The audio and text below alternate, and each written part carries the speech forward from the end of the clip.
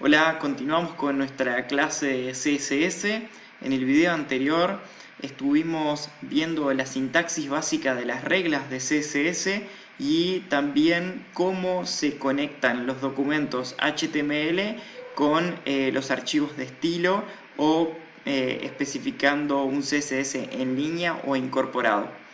Ahora lo que vamos a continuar viendo es algunas propiedades básicas que se aplican a las reglas CSS que podemos, si bien digamos, no hay una clasificación general, sí podemos decir que se aplican a determinados elementos o que tienen determinados efectos y así de alguna forma organizarlas. En primer lugar, las propiedades de fuentes. Las propiedades de fuentes son algunas, las que vemos acá, básicamente con color, font family, font size y font style. Yo lo que puedo hacer es editar el color, la familia o tipo de fuente, el tamaño de la fuente y el estilo de la fuente. Hay otras cosas que puedo hacer CSS con atributos como font variant y font weight, que es cambiar de mayúscula a minúscula las letras o establecer si está en negrita o en normal o en un tipo de letra más fino. Todas esas propiedades CSS se pueden de alguna forma resumir en una sola, que es la propiedad font, especificando una propiedad seguida de la otra, separada por espacios. Vamos a ver esto funcionando.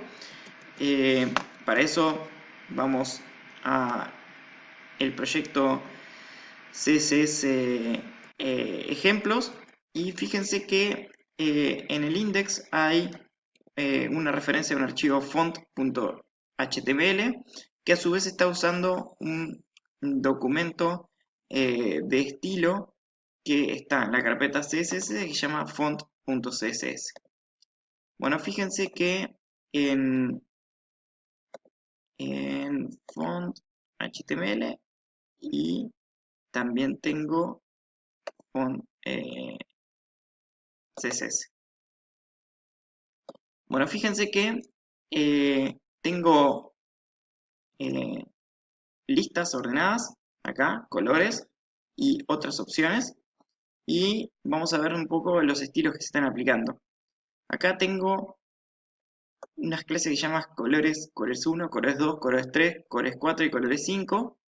Fíjense que las reglas son, se aplica un selector de clase, entonces dice list item colores 1 en azul, colores 2 en rojo, pero utilizando otra forma de especificar colores que es a través de RGB. Fíjense que acá especifico rojo, verde y azul. Yo puedo hacer combinaciones de RGB, así, y obtener distintos valores. O puedo hacer acá en Visual Studio Code, escribir RGB y eh, usar el color picker que me ofrece Visual Studio Code para especificar el color.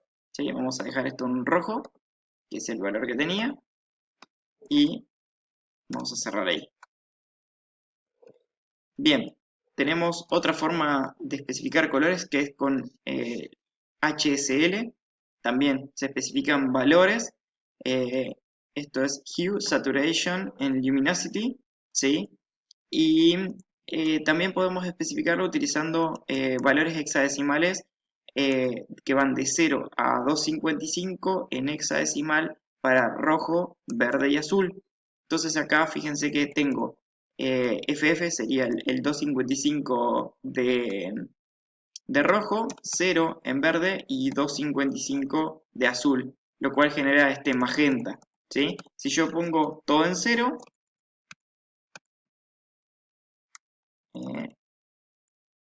ahí serían, tengo que hacer 6, ¿no? 1, 2, 3, 4, 5, 6, tengo el negro, y si pongo, no sé, supónganse un 3, tengo un gris oscuro, si pongo un CCC, tengo un gris claro, ¿sí? Después hay otra forma de definir colores que es a través de RGBA, que es rojo, verde, azul y alfa, siendo alfa un valor decimal entre 0 y 1 que especifica la transparencia, siendo 0 completamente transparente y 1 completamente opaco. Bien, y esos están aplicados acá a las reglas de estilo. Parece que rompí algo cuando hicimos acá nuestro RGB. Ahí está, ahí están aplicados los estilos. Bien, seguimos en el documento font. La siguiente lista ordenada dice texto 1, 2, 3 y 4, y ahí lo que estamos haciendo es aplicar distintas propiedades y valores. En el primero lo que hacemos es especificar que la fuente es Arial y sans serif. Esto quiere decir que por defecto la fuente que se va a aplicar es Arial, y si no está disponible la fuente en el sistema operativo del usuario, lo que se va a mostrar es una fuente sin serif, que sería sin los firuletes especiales. Y Times New Roman va a aplicarse en texto 2, y si no está disponible Times New Roman, una fuente con serif, que sería una fuente que tiene unos firuletitos en donde terminan las T y las F y demás. Bien, en la propiedad texto 3, bueno, eso si lo vemos acá, está sucediendo, esto está en Arial y esto está en Times New Roman. Y en el 3, fíjense que hay una pequeña diferencia, la P es mucho más grande que el resto del texto, y eso es porque estamos aplicando Font Variant Small Caps, ¿sí? En donde el texto es más pequeño que las mayúsculas. Y que sería la primera letra de la palabra.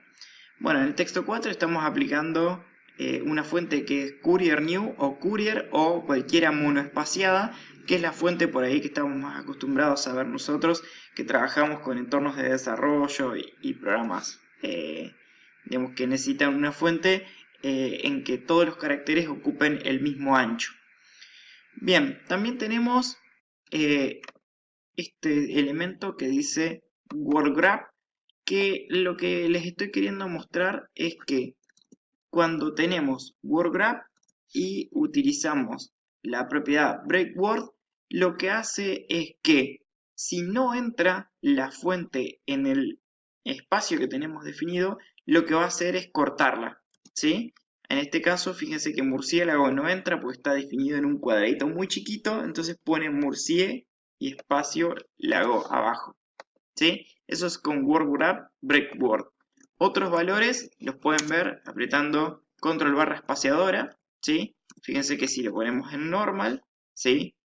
No entra murciélago en el cuadrito, pero el hago queda afuera, ¿sí? Cambio con breakWord, queda adentro y abajo. Bien, eso hasta ahí.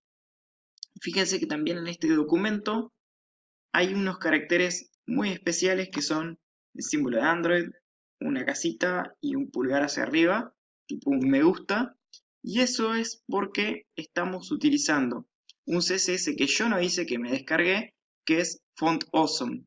Font Awesome es un CSS y una fuente que lo que hace es asociar a cada una de estas clases un icono. Entonces, si yo pongo FA-Android, tengo el Android. Si pongo FA Home, tengo la casita, y así un montón de combinaciones, ¿sí? Supónganse que yo pongo check, ¿sí? Y tenemos el tilde, ¿está? Siempre como fuentes. Y lo que tiene de bueno eso es que son vectoriales. Esto quiere decir que si yo, para hacerlo acá, pongo font size 48 puntos, ¿sí? Fíjense que aparece bien grande y no pierde definición. No es como una imagen que pierde definición cuando la estiramos o cuando le cambiamos el tamaño. Bien. Bueno, hasta ahí lo que serían las propiedades de fuentes. Vamos a continuar con la presentación.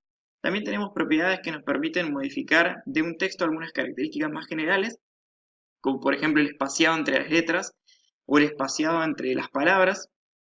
Podemos especificar una alineación del texto derecha-izquierda y también configurar qué pasa con el espacio en blanco. Eso lo tenemos en el documento text. Fíjense que acá tengo en text distintos estilos en donde estoy usando letter spacing, word spacing, text align y text decoration. Y si vamos a el documento CSS vinculado, fíjense que acá está.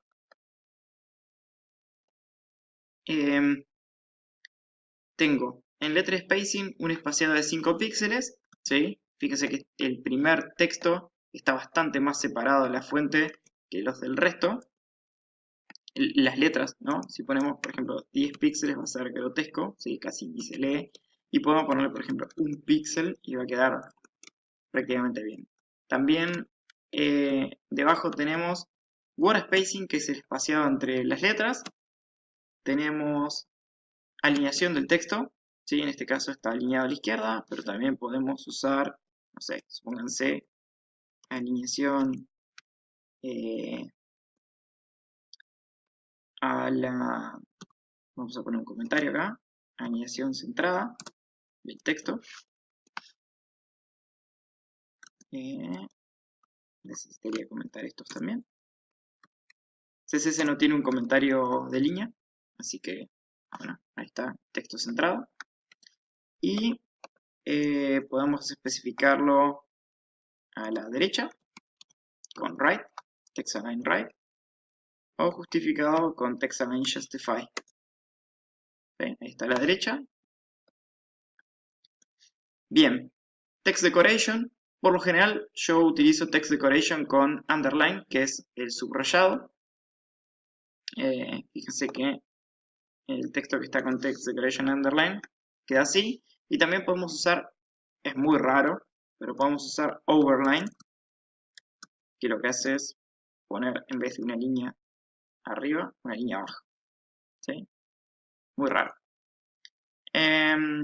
Bueno, indentación, ¿sí? Si queremos hacer este efecto por ahí que tiene unas notas, ¿sí? También podemos usarlo. Y bueno, eso todo